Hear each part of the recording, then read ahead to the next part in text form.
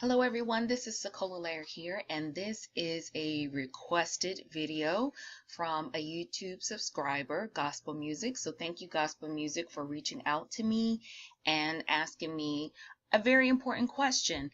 And her question was, how is it possible to actually record your interviews? So you may see on my YouTube channel that I have some video interviews, and some of them are quite different. And what she's talking about is how I'm able to show two screens at the same time on one screen. So you can actually see the dialogue and see both people at the same time. Before, when I was doing interviews, you could only see one person at a time. And I'm going to show you the feature that I use for this. It is zoom.us. And I love this tool. It is the greatest. And first I want to tell you is that if you do, whether it's the free version or the pro version or the business version, and I'm going to get into that in just a few minutes, their customer service is excellent. So it doesn't matter whether you have a free account, a pro account, or business account. You call this 1-800 number right here, and you can even request a demo, and they will come on and show you all the ropes. So if you are interested in using zoom.us, I'm just going to do a quick overview, but if you really want a demo, just request a demo or contact them. And their customer support is stellar. So this is not a sponsored video. This is just something that I use, and it was a requested video, so I'm doing that today. So here's what Zoom provides for you. It provides you to host meetings, host webinars, open up Zoom rooms, and I'm just going to talk about these three today. Anything else that goes down here, that's when you need to call that 1-800 number and ask them about it. So plans and pricing.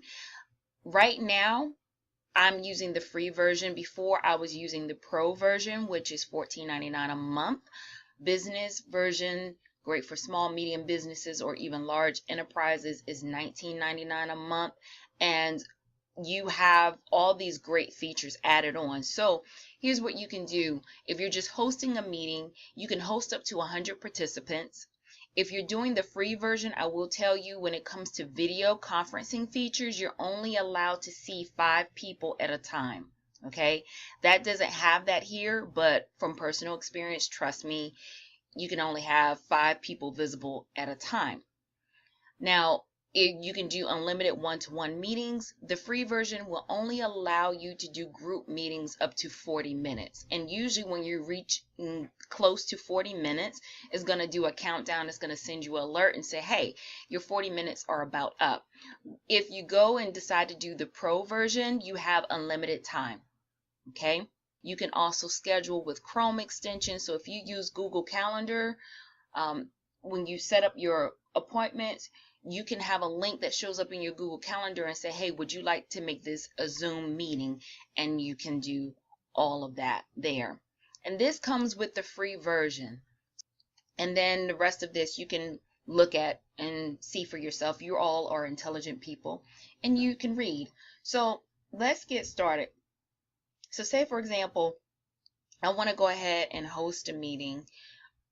Right now, you have these options to schedule a meeting, join a meeting. So say, for example, you want to do an interview.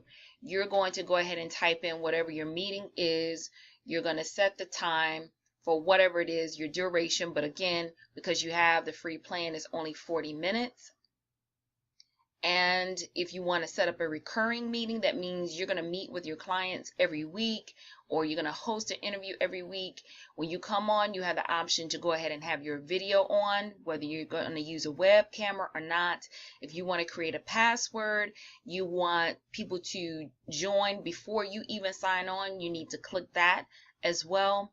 And if you want to have them to go ahead and start recording the meeting automatically on your local computer, and so that way you don't have to remember to click record every time you sign up for your meetings. Once you schedule a meeting, it's going to send you a link, and then that's the link that you're going to give people. So say, for example, I'm just going to say my meeting, and my meeting is going to be 40 minutes, of course, or let's just say 30 minutes. And I want my video on.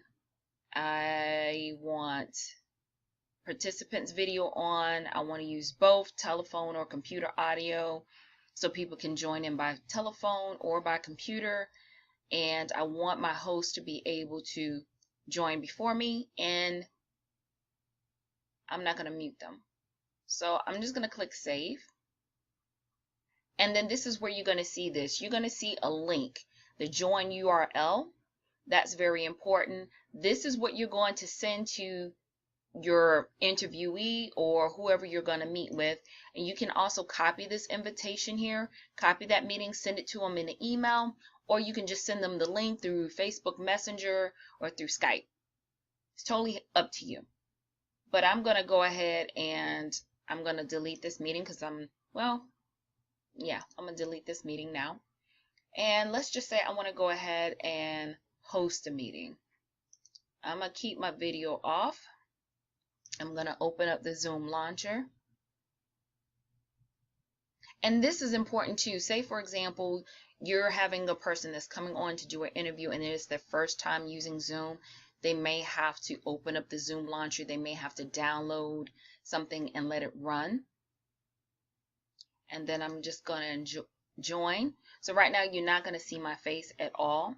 But if I want to start video, I can. In this lower left hand corner, you can't really see it now, but you see where it just popped up if I want to use my webcam. If I want to mute myself, it's also here. I can mute myself if I want to.